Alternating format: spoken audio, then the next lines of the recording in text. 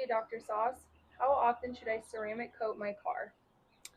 That is a good question. Our coatings, both our ceramic wrap sauce and our ceramic paint sauce, are 5-year coatings. Does that mean you can put it on once every 5 years and forget about it?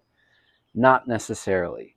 You'll have to check the car, your conditions of where you live, and how the how the car is when it's not being used versus when it is being used.